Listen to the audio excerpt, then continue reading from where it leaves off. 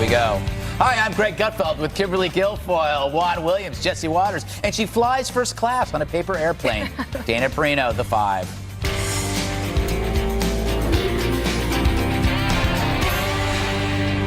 Sheriff Scott Israel was grilled by Jake Tapper on Sunday, where the official did everything possible to avoid blame for the blunders leading to the Parkland shooting. At times, he seemed like he was reading from a fortune cookie. Do you think that if the Broward Sheriff's Office had done things differently, this shooting might not have happened? Listen, if ifs and buts were candy and nuts, O.J. Simpson would still be in the record books. I don't know what that means. There's 17 dead people, and there's a whole long list of things your department could have done differently. Oh, man. I don't know. If ifs and buts were candy and nuts, this jackass would be out on his butt. At least I made it rhyme. It was the same word. But he also said this with a straight face. Are you really not taking any responsibility for the multiple red flags that were brought to the attention of the Broward Sheriff's Office about this shooter before the incident? Jake, I could only take responsibility for what I knew about. I exercised my due diligence. I've given amazing leadership to this agency. Amazing leadership? Amazing. See, he's less a sheriff and more a politician. And like a politician, he's just trying to cover his butt, hoping the media focuses on other things like ending evil NRA discounts, which does nothing to stop what happened in Parkland. And so we keep hearing more about the mistakes, that authorities received many tips warning them that Cruz was going to do something bad, including potentially a mass shooting. And then there are the deputies failing to confront the shooter. The sheriff denied these facts before and now does all he can to save his job, including throwing one deputy under the bus. I gave him a gun, I gave him a badge, I gave him the training. If he didn't have the heart to go in, that's not my responsibility. That's some leader. But should you be surprised? Remember the CNN town hall? Knowing the lapses in his leadership, he diverted the audience away from his own incompetence toward Dana Lash, who probably would have done a better job than him. I understand you're standing up for the NRA, and I understand that's what you're supposed to do. But you just told this group of people that you are standing up for them. You're not standing up for them until you say, I want less weapons. That's the real disgrace, knowing what he knew then and playing that card for applause. So maybe you should be mad, but not at the NRA, at this dope. Kimberly, when he was talking about that deputy and he says, he's only responsible up to a point. Is he right that, he wasn't there, so it wasn't his problem? I mean, just the language, his rhetoric really just shows his lack of integrity, his lack of leadership skills and qualities. He is the head boss. He should be the one taking ownership of this situation and really making it a teachable moment and saying that this was, in fact, something that they could have done better, that the deputy should have gone in, that they've had the training, that they should, re-examine situations like this. Maybe they're not making it real enough so that people aren't confronted enough with situations like this to be able to make those snap decision, judgments. And this guy seems like he's just playing to the theater, that he thinks he's some character, flawed, for sure, in a Shakespearean play, and he wants to just play to the crowd, and the more adulation that they give him, the better he feels. And you just see it by those moments, especially because when you know what he knew at the time, how he behaved in the town hall. I mean, that's why some people are calling for him to resign. Yeah, and or at least be suspended, Jesse. I don't know. When he said he mentioned his amazing leadership. He's trying to steal from Donald Trump's vernacular. But it didn't work. It's like if Hillary, after Benghazi, had prayed her amazing leadership. It doesn't make sense to me. He's a political animal, and he acts like a politician because he doesn't accept responsibility. This guy switched parties to run for office. He was accused of running a patronage mill. And at this point, he has now compared himself to MLK, Gandhi, and Abraham Lincoln. That's it? Yeah. So he sounds like your typical politician. So the one deputy didn't go into the building, and then when more deputies showed up, they didn't go into the building. So they were either cowards, they broke protocol, or had the wrong protocol. We're going to find out which one that is. We also know that they were called 23 times about this guy. 2 of those times they were warned that he was going to be a possible school shooter. And now he's running a PR campaign. He's going on CNN and blaming the NRA and not accepting responsibility, and he's taking credit away from the other department that showed up ahead of his own deputies. It almost seems like he's more concerned with bashing the NRA than solving the school safety issue. And Democrats, who for the last several years have said that police departments need to be held to a higher standard, need more supervision, need more scrutiny, now they really have no appetite to look into the sheriff. Republicans usually give police the benefit of the doubt. But at this point, looks like there's a lot of mistakes that were made, and Republicans want to investigate here. I think that's fine. Investigate, let the facts fall where they may. I just don't want to see a cover-up, because it sounds like there may be a cover-up going on. Dana, when you watched the Jake Tapper interview, I guess it was on Sunday, do you think he realized that the sheriff had fleeced him at the town hall? And this was like payback? He's like going, all right, you knew all this stuff. But he does it in a way that's classy, right? He doesn't drag him through the mud, gave him a chance to answer. And the answers, as you pointed out and you showed, were horrible. There was no sympathy for victims or their families. No. There was no defense. It was just all defensiveness. And quite honestly, I thought it was delusion. And I do wonder if he actually thinks that he did nothing wrong. But I believe that in the military, right, if your soldiers don't follow through, like, you're responsible, like, or else it doesn't work. It doesn't, chain of command. Or if you don't have a chain of command that is followed, then the chain will break. What do you, Juan, do you think he deserves some kind of discipline? I mean, there is talk of suspension, or should he resign? The governor can fire him, even though he's an elected official, I believe. This whole conversation is just, to me, like way off in the weeds somewhere. I mean, to me, what we need to be talking about is what happened with those young people who are dead. And that's what we're doing, actually. Well, I don't think so. I think if somebody had reacted to the shooter, they would be alive. He would be alive. But go ahead. Well, no. I mean, President Trump today said that even without a weapon, he would have run in, right? But that's not the point. I mean, the point is the dead young people, right? And so, to me, you see now this rush of Republicans to blame the FBI, to blame the sheriff of the county. Never, ever to talk about the NRA, the proliferations of guns in this society, that a wacko young man who's underage, under 21, is able to get an assault rifle. To me, this is where the conversation should be. So we can go back and forth about whether or not you should fire Sheriff Israel. Fine, I don't know. That was the topic today, Juan. Well, I just think we often talked about practical solutions for the last 2 weeks. That's not a practical solution. I think it is if you're responsible for what happened. Right. That's going to bring these young people back. That's going to stop more shootings in the future. Oh, then you know what? We shouldn't imprison anybody, because that doesn't bring back the dead. Somebody murders somebody, don't put them in jail, because that's not going to bring back the dead. No, that's insane. Exactly opposite of what you would normally argue, where you say things like the death penalty and strong punishment will in fact discourage repeat crimes. In this case, I don't see that going after this sheriff or even the deputy. And by the way, Dana, he thinks that he did a good job. His lawyer put out a statement saying he was the first to call in. I wasn't talking about Peterson, but of Israel. But I'm saying, in terms of this conversation about the sheriff, it seems to me it's almost like a political ploy by Republicans to get attention away from the failings of the politics NRA. started in the town hall when he tried to divert the responsibility for his actions onto Dana Lash. Correct. That was the political move. Now, you want to talk about the NRA, and you want to talk about solutions to prevent future gun violence. Let's roll this tape of Donald Trump actually mentioning the NRA in an interesting way today. Don't worry about the NRA. They're on our side. You guys, half of you are so afraid of the NRA. There's nothing to be afraid of. And you know what? If they're not with you, we have to fight them every once in a while. That's okay. They're doing what they think is right. I will tell you, they are doing what they think is right. But sometimes we're going to have to be very tough, and we're going to have to fight them. But we need strong background checks. For a long period of time, people resisted that. But now people, I think, are really into it. So, Jesse, how political is that? That seems like the most middle of the road. He goes to one hand and the other on in the NRA.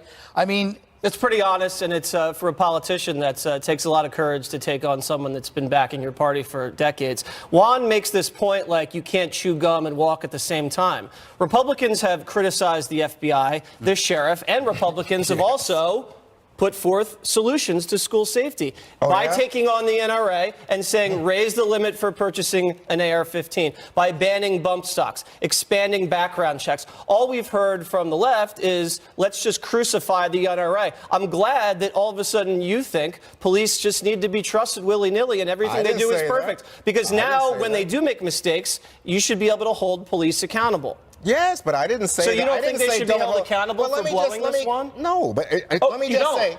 See, of I course do. they- I believe these think- people are paid for by taxpayer money, and if they make a mistake, they should be held accountable. Of course, just like any everybody. politician or Everybody. anybody that works for the federal Amen. government. But you want to give them a pass, and we did don't not. know why. Why do you say such a Because thing? you just said But it. let me just You said tell you don't something. care. It doesn't matter. It's I a diversion. do care. This is a diversion, but let me just come to your point. It's not. The bump stocks, right? Sure. How long has Congress had since Vegas to act? How long has President Listen, Trump had since everybody Vegas wants to act? bump stocks, ban one. That's nothing- a diversion. nothing- That's a diversion, All right, because the bump stock wasn't even It would be a used here. diversion if something had been done. Kimberly is raising her hand.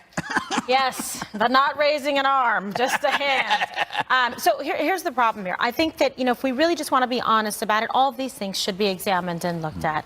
And to be fair, to give credit, the president did have a listening session to discuss this. And Exactly. They did bring up weapons. They did bring up guns. The president was one of the first people to come out and say, look, we have to take an examination of all this and what happened. Maybe we need to raise the age.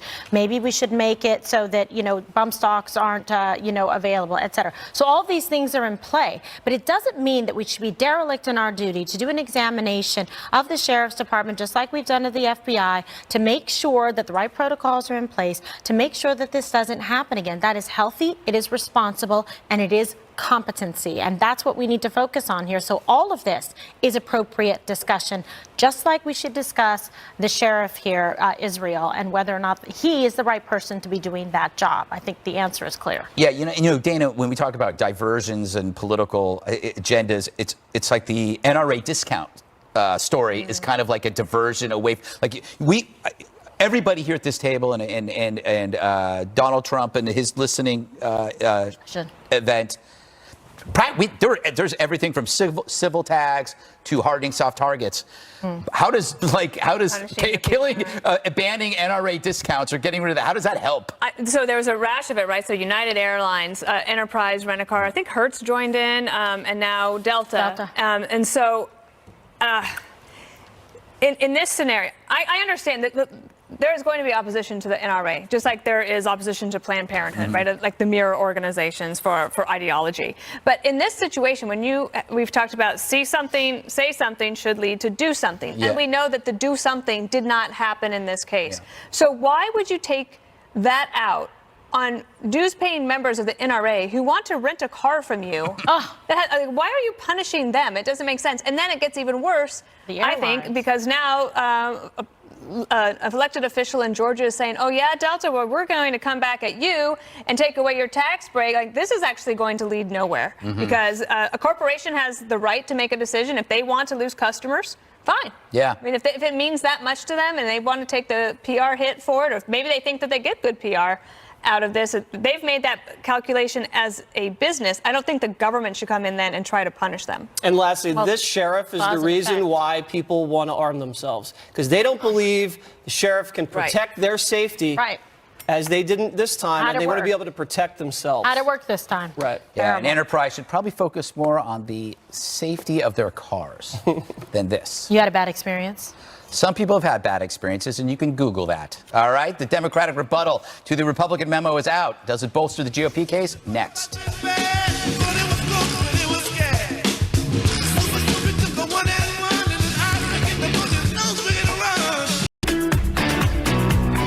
Over the weekend, Democrats released a redacted version of their highly hyped memo to counter Republican allegations of surveillance abuses on the Trump campaign. Does it harm their case more than it helps them? The president thinks so. That was really just a confirmation of, if you call it the Republican memo or the Nunes memo, it's referred to as a lot of things, but that was nothing but a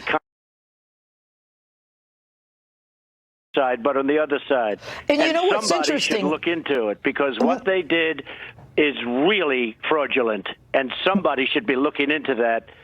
And by somebody, I'm talking about you-know-who. Adam Schiff spent his Sunday firing back on Twitter and TV. I'm not surprised the president doesn't like it. I'm not surprised, frankly, that the White House tried to bury this memo response as long as they could. But it's important for the public to see the facts that the FBI acted appropriately in seeking a warrant on Carter Page.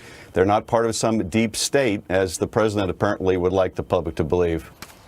Against my better judgment, I'm going to go to Juan first on this one. And I'm not going to interrupt you. I'm just going to say wrong every time I think you're wrong. Go ahead. I think that's the president's language. Wrong. Wrong. There you go. It works.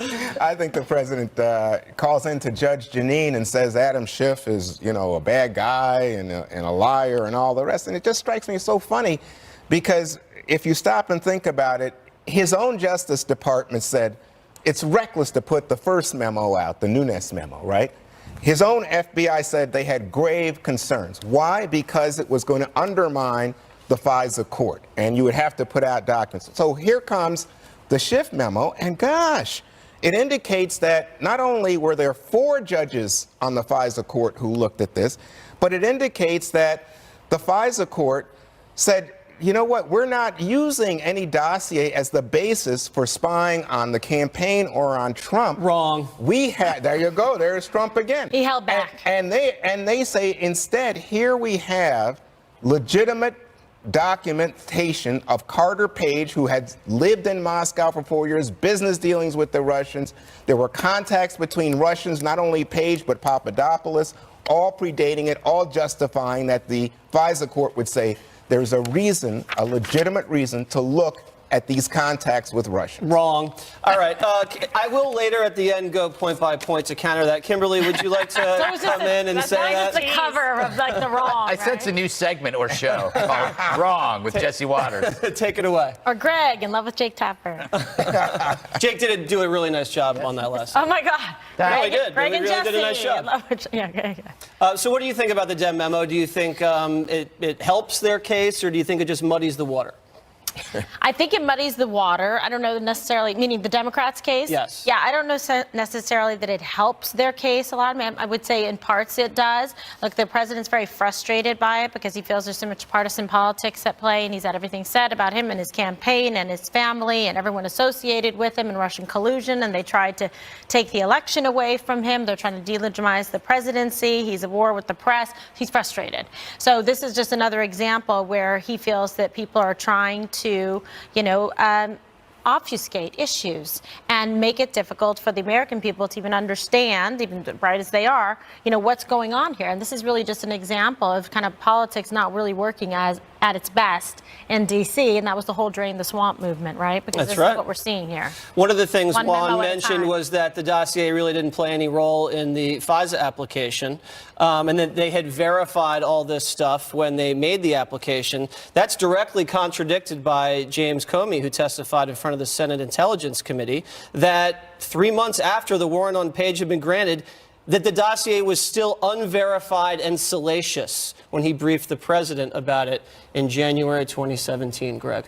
I just have to admit that our memo is bigger than their memo. In this game of rock, paper, scissors, Nunes was paper and they were rock. Because paper goes over rock, in case you remember. They claim that they countered the Republican accusation of abuse, but what they used the word speculate, that they speculated that they knew where the dossier. That's not a refutation. The speculation is not a refutation. This is like me trying to return a serve from Venus Williams. It just went nowhere. I think the Democrats need to find an alternative path to work because Russia isn't going to get you to the office. Dana? Well, I agree with that. So true. That the Democrats need a message of some sort to go into the midterm, and Russia cannot be it if they expect to win, although they do have a lot of energy on their side. I read 3 articles on each side, and to me, it's a wash.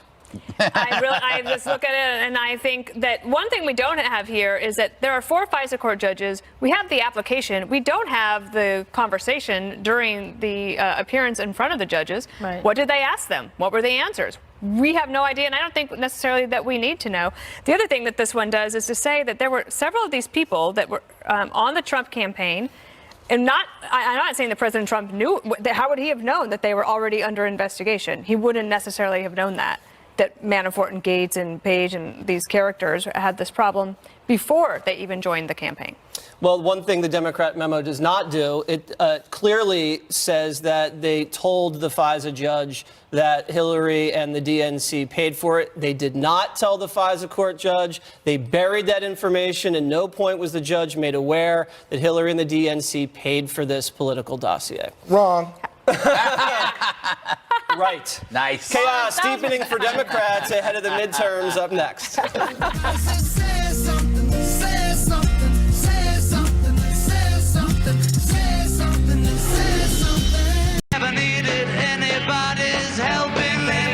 Welcome back. On Friday at CPAC, President Trump warned Republicans not to get complacent about the upcoming midterm elections. Democrats could also heed that advice. In a bid to shake things up, the party in California has declined to endorse their longtime senior senator, Dianne Feinstein, in her bid for another term. Maxine Waters, the Democratic congresswoman from California, took the stage this weekend at the convention to drum up support for building a unified blue wave in November. And she's still not letting up on President Trump. Democrats, I don't care what the Republicans say. I say impeach 45. Impeach 45. Impeach 45. Impeach 45. My gun is bigger than your gun. My rocket is more powerful than your rocket. And on and on and on. All I see is two heads of state, Donald Trump and Kim Jong-un, both who have questionable agendas and questionable mental health. Wow, they're pretty strong. But Dana, let's go to what I think was big news this weekend. You get an 84-year-old Senator, Dianne Feinstein, not endorsed by her party as she seeks a fifth term in the U.S. Senate. But you think about the Bernie bros during the last election, there's a real pull between the pragmatists of the Democratic Party, of which there's a shrinking number, and the progressives. And in California, progressive is where you really want to be if you want to succeed in Democratic politics right now. You think of Tom Steyer and Nancy Pelosi. Like, she continues to give the Republicans a lot of fodder to run against her. So I think that I wouldn't say that Feinstein's not going to win. I mean, if she wins the primary, she's probably going to win because the Republican Party is so decimated there. But I do think that this loose talk about impeachment absolutely helps President Trump. Maybe not himself and his approval ratings, but it will galvanize Republicans to go out and support other Republicans in order to prevent that. You can't impeach somebody just because you don't like them or that their rhetoric isn't good. And in fact, I would say that there's one Democrat really making this point.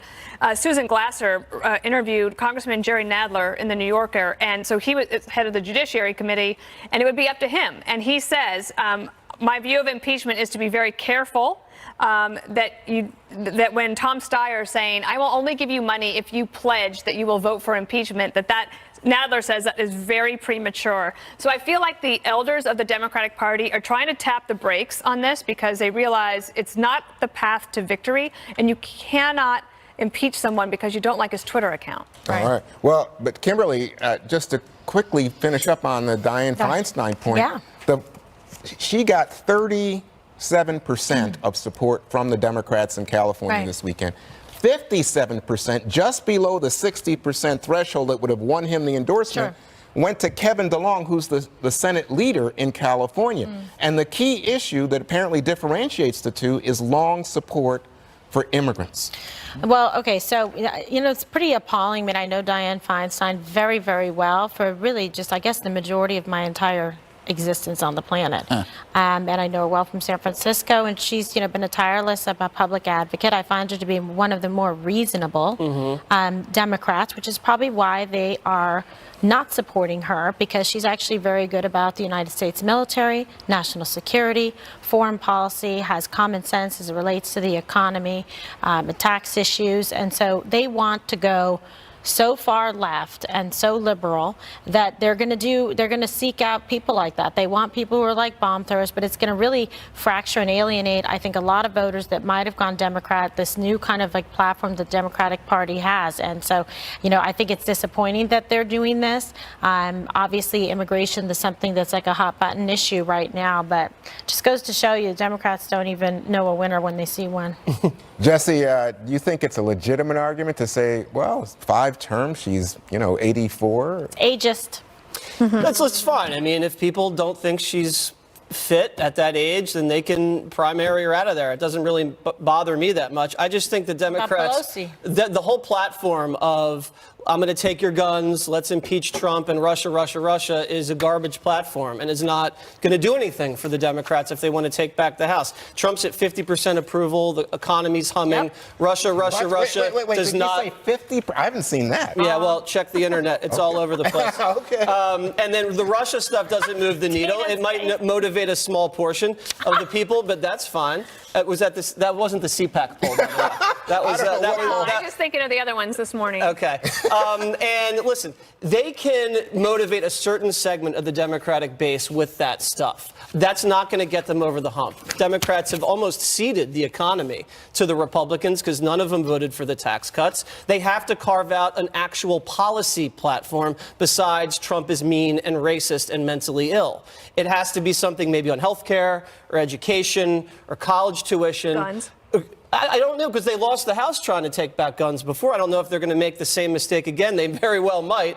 But the polls right now show an even race in the congressional midterms. So Democrats right now, they're in deep, deep trouble. They know it. And they haven't learned any lessons from the 2016 election. Sometimes I worry about where you get your information, but I want to go to Greg. Coming from you, Juan? I don't know. So I want to go to Greg because, Yes. Greg, I wanted you to comment on Maxine Waters and the Impeach 45. Is that going to be a new slog? Will we get hats? Yes, we'll get hats. And T-shirts? You know, the thing is, I want them to continue down this path because the best way you can elect your adversary is be irrational about how much, like, if you are irrational in your anti-Trumpism, it will only help him. The same way calling Obama a Kenyan-born interloper helps Obama. Like, the more, every party has that extreme. Yes, but I was doing it to mock people who believe that. Unfortunately, they didn't know I was mocking them. But, and here's a serious point about this whole impeachment thing. Remember what happened after the Clinton impeachment? Something called 9/11. It's a correlation, not an observation. I mean, it's barely a correlation. It's an observation. But it's the kind of political distraction we choose that ends up ignoring certain catastrophic threats before us. If we get so bogged down in this stuff, we don't see the other things in front of us. And you could argue, like, Clinton was so, like, he spent all his time trying to cover up the stuff he was doing, and he didn't see what was coming down the pike. What happened to Clinton's approval ratings when they tried impeachment? Went up. All right, a California mayor feels it's her duty to keep ICE from doing their duty. She's tipping off illegals that the feds are coming. Next.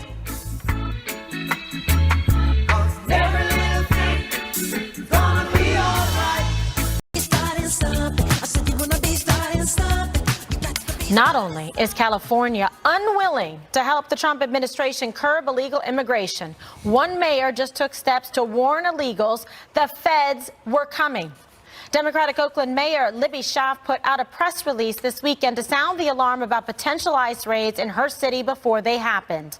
She says it was her ethical obligation to do so. My priority is to keep this community safe. It is not my wish to panic people, but to ensure that they're prepared with information. Residents should know that they do not have an obligation to open their doors if an ICE official knocks.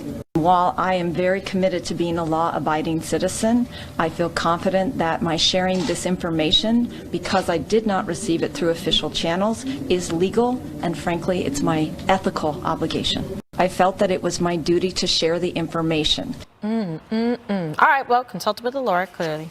No word about the ethical obligation Schaaf has to protect the legal United States citizens in her city. The move came days after the president warned that he may pull ICE agents from the state, which refuses habitually to cooperate. So let's go California, shall we? Yes, I have a solution, as always, to the great problems of this world. The Mexican president is angry at Donald Trump about the wall. California wants to do its own thing independently as a sanctuary state. Remember the Louisiana Purchase? I do. Sell California to Mexico. We'd owe money. No. I did the math. You sell California to Mexico for $47.5 trillion. They could pay it off over 25 years. Mexico, we take $10 trillion, we throw that into the budget and announce a 3-year tax holiday for the remaining 49 states. You don't pay any taxes because we got it from Mexico. And then the remaining $37.5 trillion goes against solving world major issues like hunger, poverty, air pollution, which costs $2.5 trillion a year. For 15 years, that's $37.5 trillion. The Mexican officials and police can now deal with California gang crime and their bankrupt cities and their economic inequality. We get tax breaks and the world conquers all of its problems. This is the answer. We'll be right back. Oh, my goodness. All right. Coming to a briefing room near you soon. Probably not. Probably not. I'm a little bit worried about the massive amount of debt that California has. But, okay, if you did the math, that's enough to pay that off. Okay. Well, if let's just say this is another hypothetical situation, that there's going to be a drug bust. And somebody in the Justice Department or the FBI knows about the drug bust that's coming, and they give a heads up to the people so that they scatter. How wrong would that be? Who goes to jail? To me, that's the same thing. I totally if they're here illegally, they should have to suffer the consequences for that. I actually think that the Democrats, if they want to push back on immigration, these stories about parents and children being separated at the border and held miles apart, unable to see each other. There was one story today of an African woman who has not seen her 6-year-old daughter in several weeks, and I think that's a much stronger play for them, not this. I totally agree. I mean, but sometimes you just wonder where the common sense goes. Oh, yeah, Jesse. Common sense goes here. Kimberly, you're going to... because people will say that I'm his new mother. Well, I refuse. He got a mom text in wrong. You're a mother from another mother. Oh, exactly. A brother from another mother. Yeah. There you go. All right. Juan would disown me. There's going to be a lot of these anti-Trump superheroes are going to pop up, like this person in California, like Rahm Emanuel, who kind of want to earn their street cred by fighting the system and fighting Donald Trump. You get a lot of free publicity, and they can survive it because they're in left-wing precincts, but I don't think it's good for the country. She's breaking the law. U.S. Code 1324. You cannot conceal, harbor, or shield from protection an illegal alien. You can face fines or imprisonment up to 5 years, although she's never going to jail. It's amazing how the Democratic Party has changed their platform over the last couple decades. This party a couple years ago voted for the border fence, voted to, not shield illegal aliens from protection, voted for sweeps, voted for raids. Now it's just open season. Let them in, give them free stuff, never prosecute them. It's amazing. They're not the party of law and order anymore. And Trump, when he fights the federal government, when he thinks things are wrong, he's called a traitor. When the Democrats do it, they're heroes. Okay, Juan. Well, I think there are a couple of things. One is big news when you have the Supreme Court of the United States decline to look at the Dreamers situation. It means that the March deadline is not going to be in place. The second thing to say is I think that what the mayor of Oakland is doing is saying, even if you are here illegally, there are certain steps like you don't have to open your door. You don't have to do X, Y, Z. That's information that's given out by everyone. That's not breaking the law. That's not supporting people being here illegally. And I think that's an important distinction to be heard. All right, thank you so much. Are you feeling super stressed? Sell California. Wow. Are you feeling super stressed out like a lot of other Americans? One writer has an interesting take on who's to blame, what's to blame next. Greg.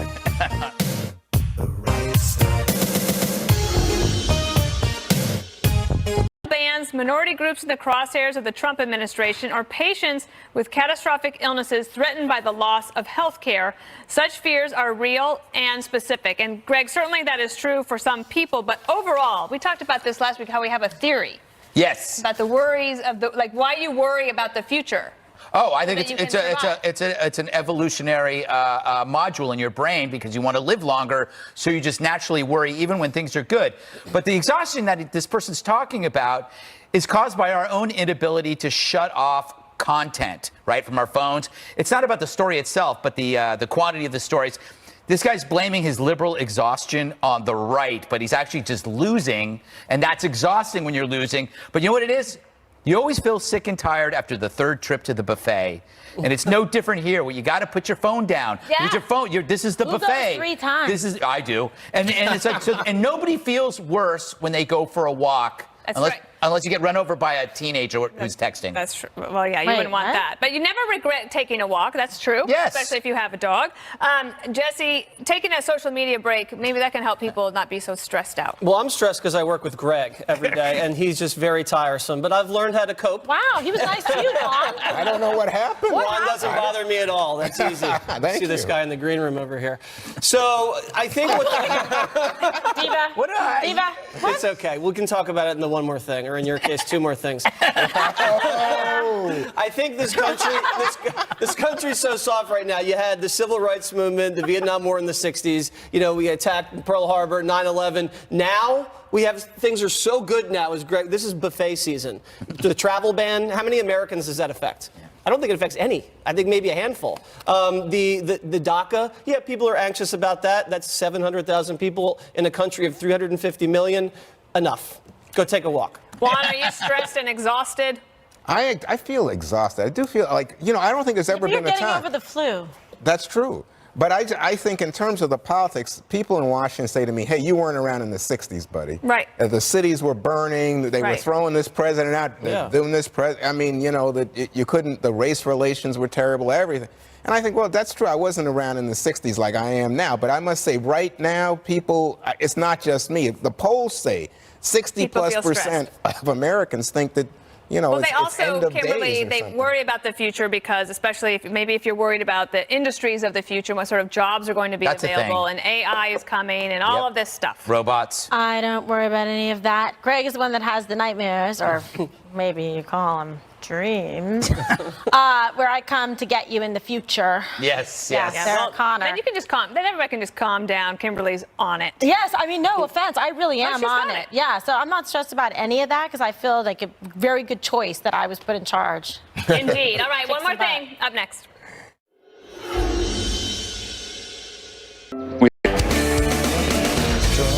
All right, time for one more thing. Let's do this.